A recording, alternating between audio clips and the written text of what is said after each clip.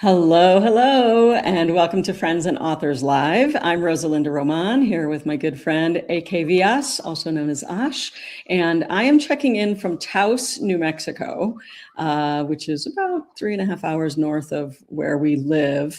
And I was nervous because the internet is spotty where, I don't know if you've ever been to Taos, Aash, but it's pretty remote. Yeah, no, I've actually never been to New Mexico, so we'll have Oh, to remedy we have that to at remedy some point. that. Yeah, Although we do. Samuel saw the picture of the bear and he was infatuated. So I should pull that up just because I think our viewers would appreciate that. Let yeah, me see if I can absolutely, find that. Yeah, that absolutely. was It- worth showing. Give me a few moments and I'll pull that up. So basically, what Ash is talking about is we had a huge bear. We have a little man-made waterfall in the backyard, and when we built it back in the day, our neighbor up the road said, "Oh, well, now I know where the bears will be."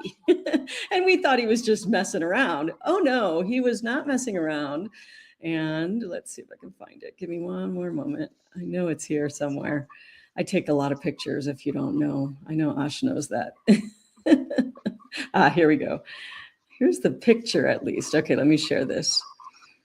Um, Share screen and Google.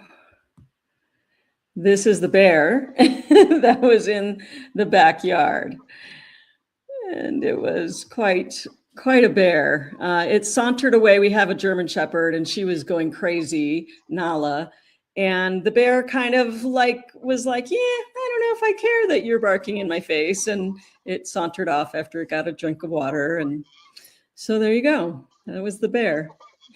you have to name the bear, I think, right? Yeah, yeah, and actually, this is very relevant, I think, because today we're talking about C.S. Lewis, and one of my all-time favorite C.S. Lewis books or book series is the Chronicles of Narnia, where the animals talk, and it's all about the talking animals. The Lion, the Witch, and the Wardrobe, and then it goes into all these different books. I think it's a 7-book series, including The Voyage of the Dawn Treader, which, of course, my family named our boat after that. Our boat was called Don Treader. So when you said to me, Ash said to me the other day, he's like, "Oh, we gotta talk about C.S. Lewis when it comes to writing." And I was like, "Okay, I'm intrigued." Yeah, yeah, absolutely. So my thought process was we've done a fair amount of technical shows. We've had a fair amount of guests on recently, subject matter experts, Pip, Danny, uh, Blake, that sort of thing. And you know, one aspect of what we're doing is also craft, right? The actual coming up with the stories and outlining them and the structure of the books. And we haven't really talked about that as much. Mm-mm. Everybody has their own way of doing things, and authors will share their thoughts. But I recently came across um, a really, really interesting perspective on what's important about writing and how to write a book that is universally appealing. Now that's quite a Mhm. statement because very few Yeah, it books is. are universally appealing. But I found it to be fascinating, and then so I thought our viewers might enjoy some of these insights, especially because it deals with two legendary authors as Okay. well. You mean So I not guess Rosa Linda and AKVS? uh, a bit more prestigious than at least AKVS More for now. legendary than that. More Okay. legendary, yeah. And I've sold a few more books. So yeah, I guess we'll just get into it. Yeah, please. So I'll set the stage a bit. You know C.S. Lewis, and everyone's heard of J.R.R. Tolkien. Yes. Now there's a lot of overlap there. In that they were first and foremost they were very good friends, um, Okay. and I think Tolkien, when Lewis passed, says something like, this is my heart tearing open. I'm not sure if I can deal with this, something along those lines. And they both had very interesting. They had so much in common. They're both British. They both served in the trenches of World War One in the British Army, Wow. and they both ended up on the faculty at Oxford. Oh, I concurrently. didn't know that. And so naturally, if you're both authors, both Army vets, the same Army, the same war, and you know, so they were actually very good friends. And Wow, that's cool. I didn't know that. yeah, it gets really interesting really quick. So the thing is, just like we do, just like folks do, you know, we talk about craft, we try to teach other things, share things that we like, because that's what authors do. We seek out other authors because they're our tribe. So they had some differences between them, but they were both classically trained in you know the education system of England at the time, the Greeks, the Romans, Latin, that sort of thing. And this is where it gets interesting. So C.S. Lewis had studied a lot of classical Greek mythology, literature, and in the language as well. I think they both spoke. I'm not sure about um, Tolkien, but I'm fairly certain Lewis spoke Greek as well. And this is where the language gets really interesting because in English, we only have one word for love. Whereas but there are different types of love. Yeah. And don't worry, I'm not turning into a romance writer. You'll see where I'm going with this. I, So I, so I so would love to see that, but I didn't yeah, expect that you yeah. would. Yeah, well, ultimately, you'll see my point. Eventually, we're all going to be romance writers in one way, shape, or form, from what I've learned. So, the Greeks had multiple words for love and for the different kinds of love. And the first kind of love is storge. Okay, yeah. Okay, so good. There we go. So, storge, and I'm not sure if I'm pronouncing it correctly because I don't speak Greek, but Yeah. storge is it's familial love, it's love for surroundings, nostalgia, your childhood, the kind of things that you grew up with that you cherish, or the people that you cherish, your family. Okay? Okay. So that was the Greek that sort of love the Greeks penned as storge. Philia is the second kind of love, and that's love between friends. And by that I mean soldiers, brotherly love. Philadelphia is named after that, but a lot of it has to do with companions, soldiers, people who go through things together, colleagues, that sort of thing.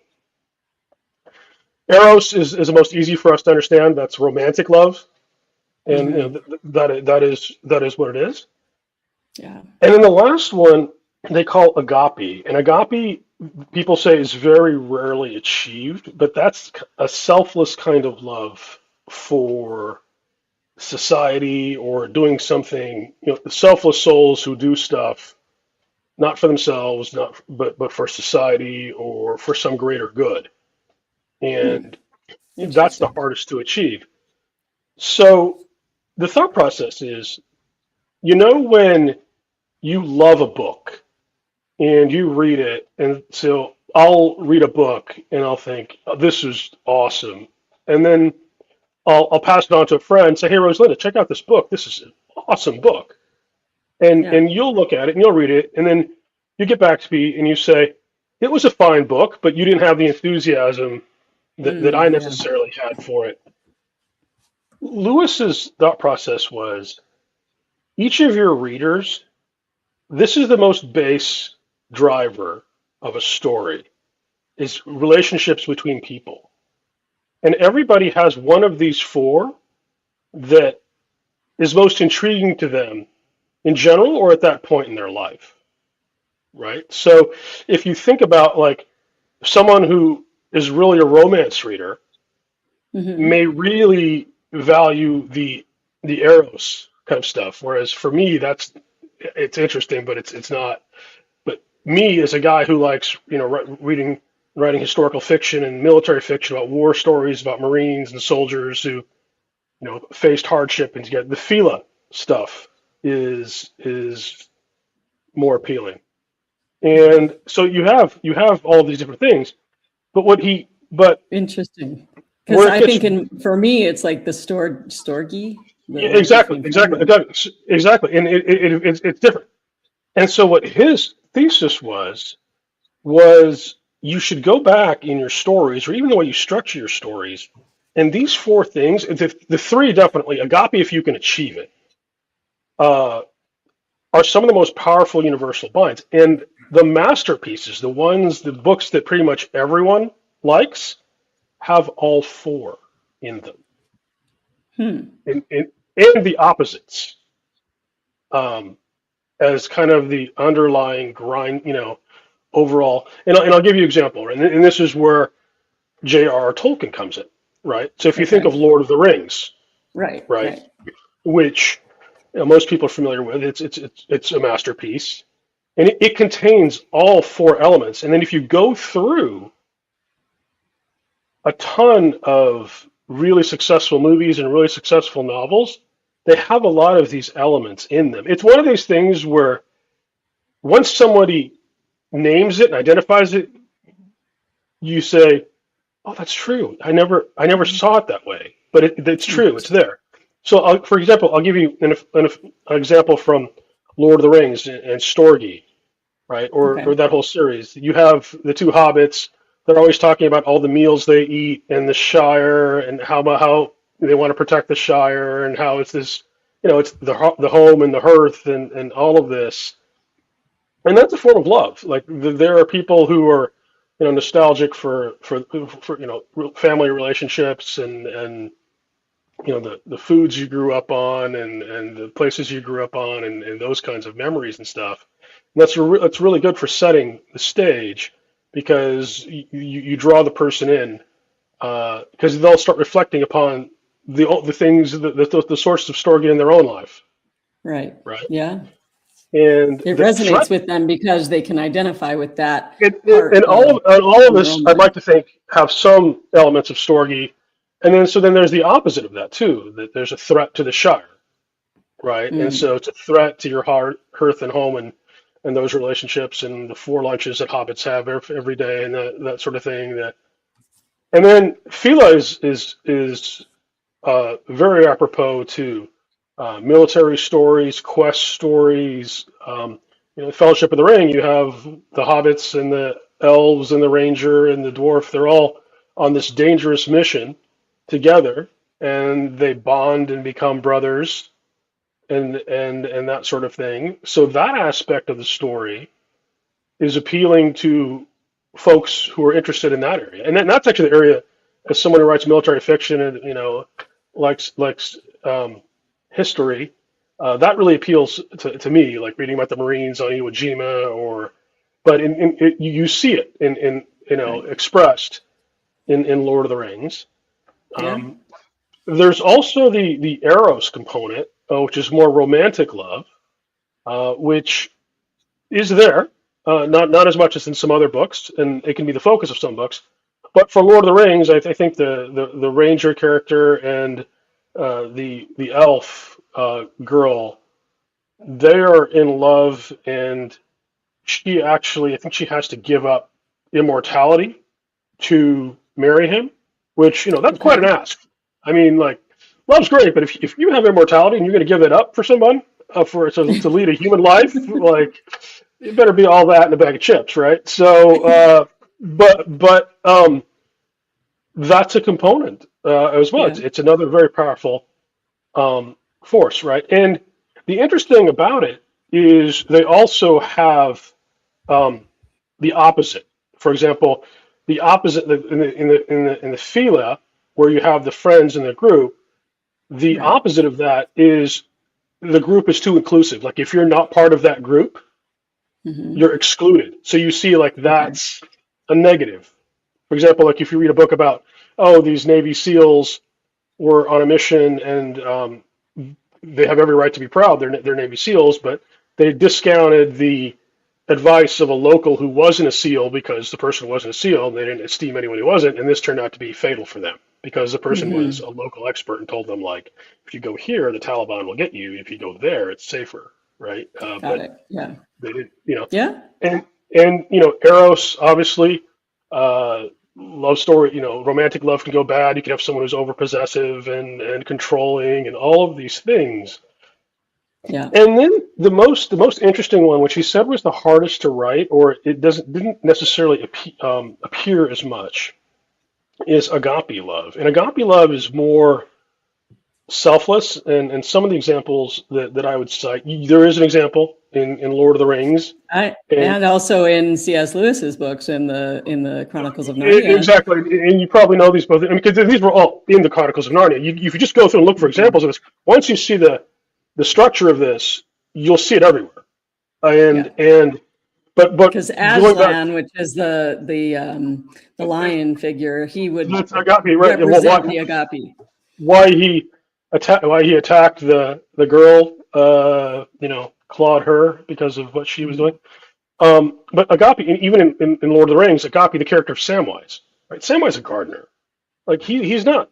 He's only there out of love for his friend, and he's taking all these dangers on for the greater good, right? Mhm. Or Yeah. another one of these movies, um, Schindler's List, right? The Mhm. character of Oscar Schindler starts off as a greedy businessman. By the end of the movie, he's so wrapped up in trying to save as many people as he can. He says, "Hey, take this ring. Maybe that'll save 4 people. Take this watch. Maybe that would save 2 people. Why do I have this car? I could have sold it and saved 2 more people." And so that's also very powerful too. So if you can achieve a character who gets to that level, because that tends Interesting. to really attract people. So I you Wow. know I'm going back through some of my books, and I'm, this new series that I'm excited to be working on. And if you think about it, in a way, it's all there because these are all. This captures, for me at least, pretty much the breadth of human relationships, Right. right? Yeah. I mean, So, I can't think of any relationship that doesn't fall in these four categories. or some combination or some.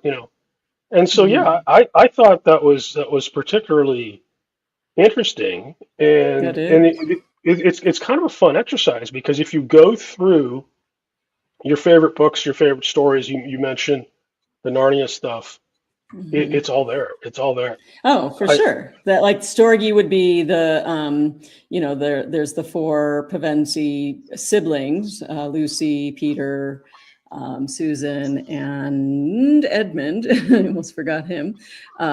And there's that. And then of course the friendships with like Tumnus, the fawn, and the beavers, and there's lots of friendships in the Voyage of the Dawn Treader. Caspian becomes a dear friend and is a big part of that.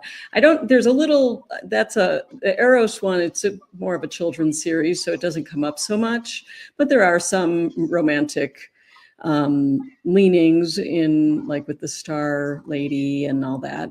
And then agape is, I really do think Aslan represents that, because that's the idea that, even like you said, even some of the things that seem mean or like harsh are actually for the greater good, for a positive reason. So it's fascinating to look at it that way. it's interesting because our tech wizard Danny King, the first thing he said when we talked about it, I shared the concepts with him. He said Aslan as well for agape. He Yeah, said he did. that's absolutely, yeah, he did. Next time you talk to Danny, ask him. Uh, that's absolutely what he said. You both said the same thing. You know, That's funny. uh, folks who write different genres and that sort of thing, but you both recognized it immediately. That's agape, Yeah, right? and I'm now that you just are telling me this, I'm going back through my series. I write mystery thrillers, and I'm going back and looking at the relationships in my mind where they fall in and how much. I'm curious about the agape. That's something I'm going to have to sit with and think about, Well, because that may be more of yeah. a greater theme of like what's the motivation for Well, why she does what she does. it's interesting too because, as you know, Danny being the tech wizard, you can, if you put the text of your book into one of these entities, and so people use the hero's journey or was it Save the Cat, whatever to Mhm. structure their novels. You can also ask it. These concepts are very familiar. I mean, are well written. Analyze the sections of my story, or the first third, the second third, for these concepts and how they overlap. It's really, if you go through just about any, like I went through westerns, I went through the Magnificent Seven.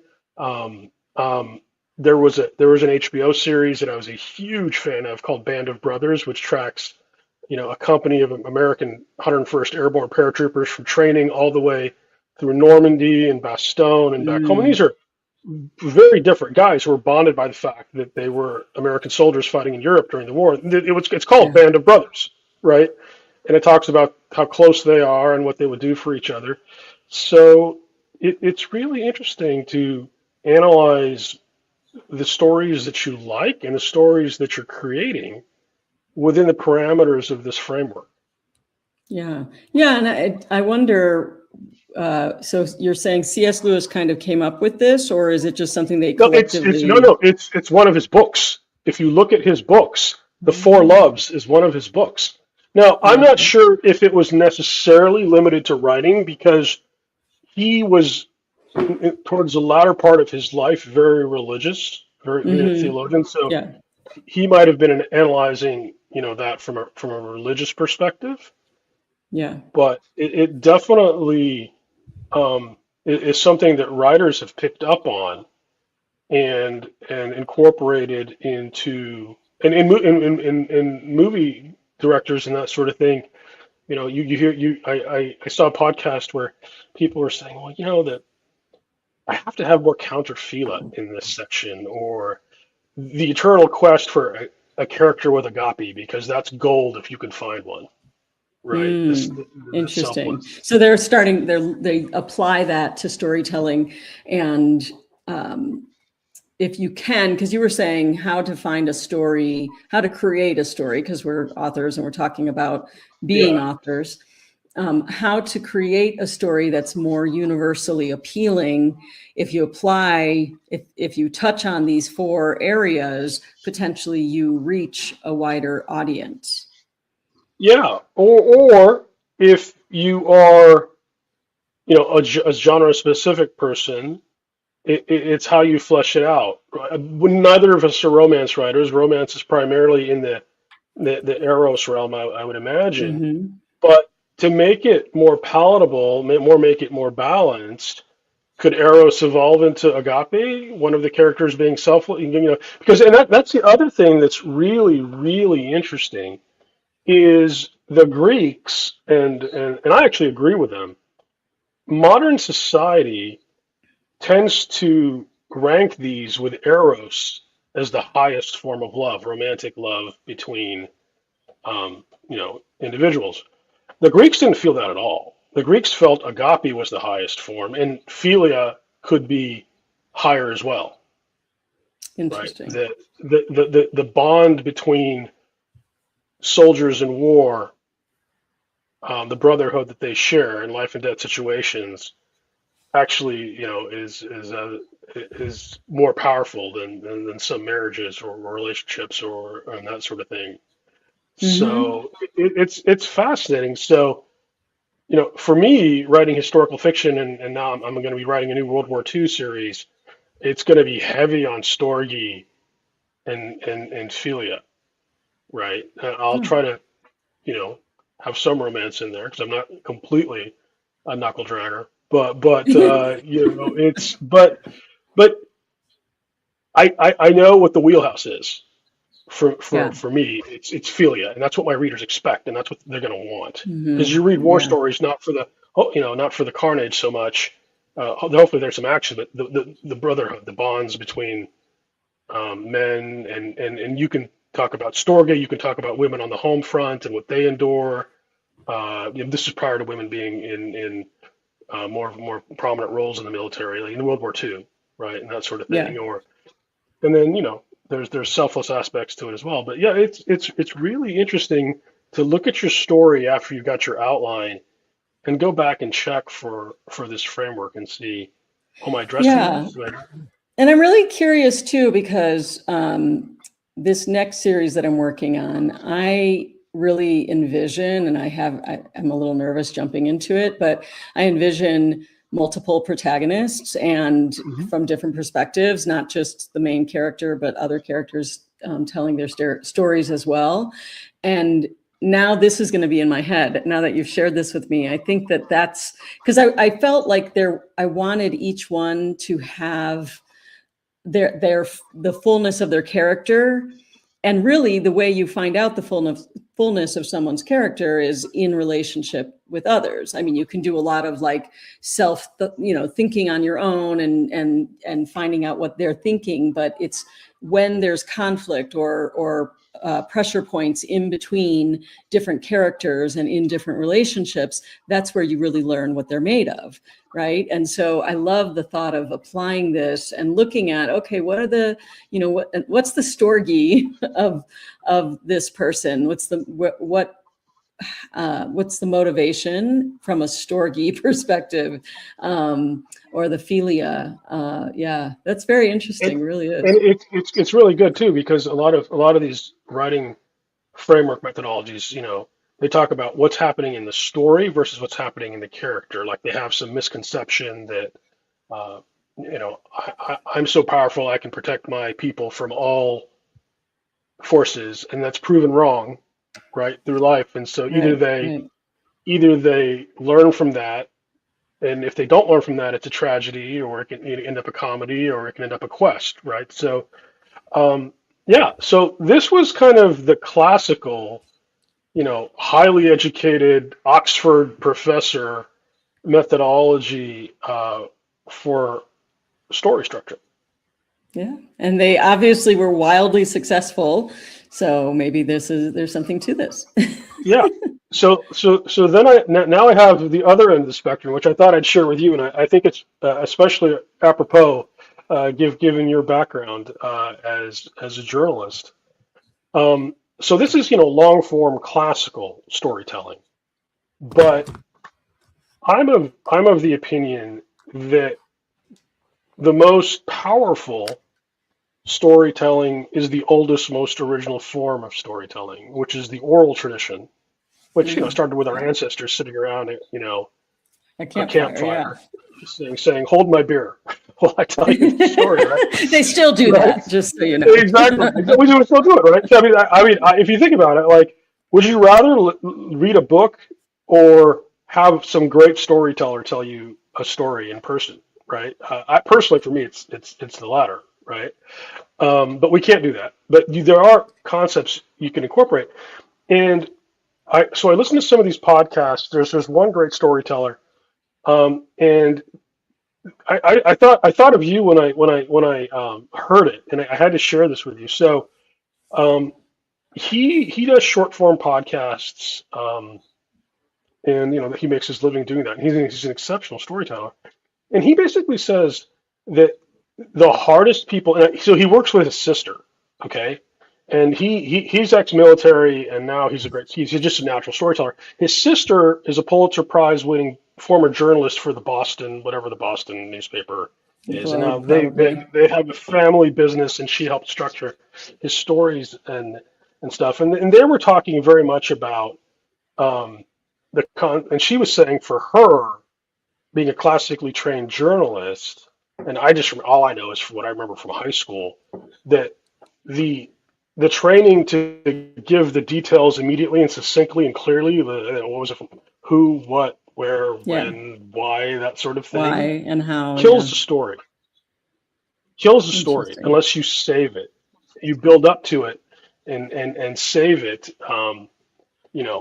for the end. And so on these podcasts, and I'll tell you a really quick story that he shared to demonstrate this concept.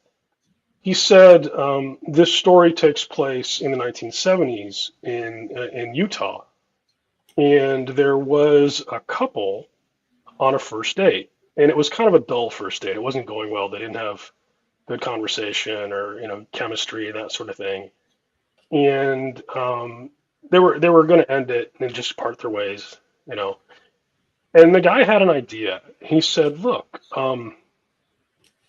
if you're up for it, I know this beautiful spot up on this hill not far from here, and we could see the moon and the stars and the whole valley. And I just think it would be really cool if you're interested in doing that. And she thought about it, and she said, "Okay, we'll try it." So they did. They got in their car and they drove to this spot, and they were going to hike up this hill to see the view at the crest. And it's a little dark and it's a little cold, so they start holding hands. And at some point, she starts feeling something's wrong. And she looks over at him and she can kind of tell he's feeling the same way, right? That something just isn't right, like that feeling you get. And they continue on to the point where they're two-thirds of the way up the hill. He's walking in front of her, they're holding hands, and he steps on something soft, too soft to be the ground. And it freaks him out. They're already feeling like something's wrong. And so they just decide, let's just get out of here. So they basically about face downhill and just run down the hill because they're both spooked. Get in their car, drive off, and now they're laughing about it. And she's asking him, what was it that you stepped on? And he said, I have no idea, but it was just too soft to be the ground, and I'm just glad we got out of there. Right?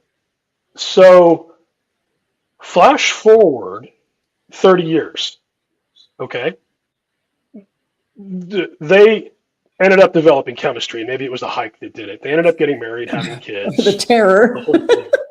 Exactly. Whatever bonded them. But they're 30 years later, they're a married, empty nest couple, right?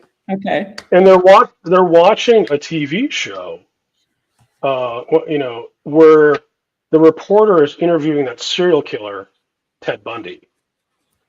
And one of the questions that the reporter had for Ted Bundy was, when you were out killing people during your criminal spree, was there ever a time that you almost got caught? And he says, yes, absolutely. It was about 30 years on a hill one night in Provo, Utah, and I had just killed somebody, and I was dragging the body across the trail, and this young couple was hiking up there, and the guy actually stepped on the body, and I was about to kill both of them because they were going to discover me. And they flipped out. I don't think they saw me, and they ran down the hill, so I just let them go. Oh my God.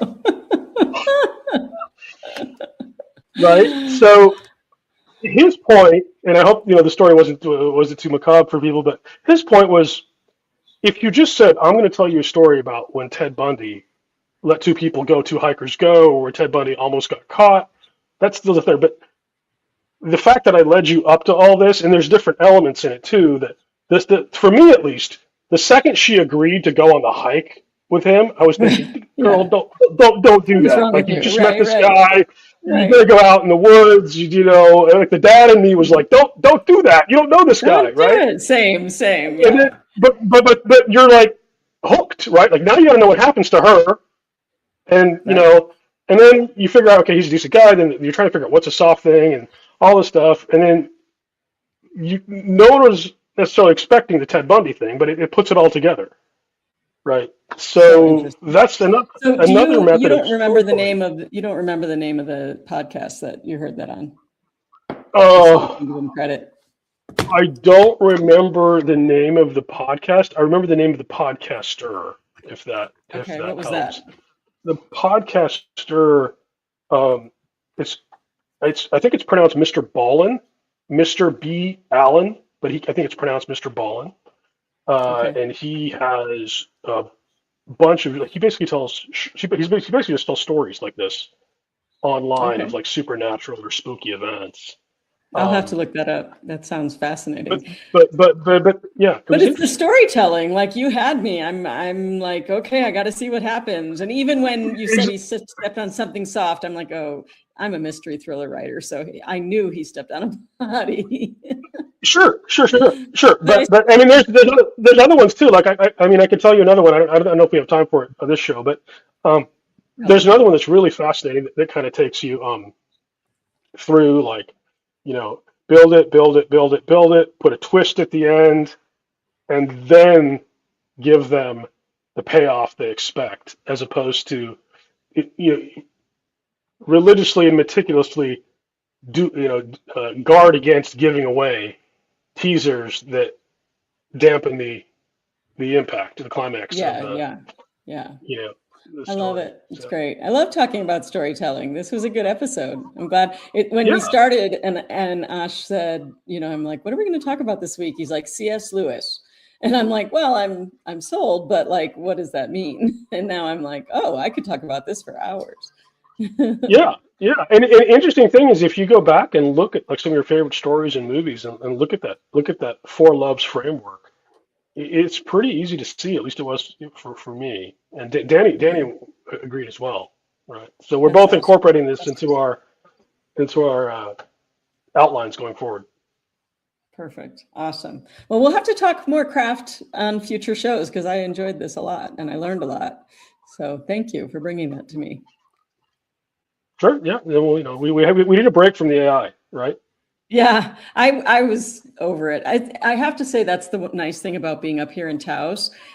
There's it's very low tech and very you're connected to the earth, and there's just not a lot of talk about that. And so it's kind of nice. It's refreshing. I felt sometimes it feels like you're getting the fire hose of people telling you all the things. Oh, you got to do this because of AI, and there's this great thing, and there's great applications. But it's nice to take a break from it sometimes and just look at the real world. Yeah, absolutely. Absolutely. Awesome. All right, Ash. Well, thank you for sharing that with us. And thank you guys all for being here for Friends and Authors Live. We do this every Tuesday at 1:00 Mountain Time. And is it 9:00 where you are?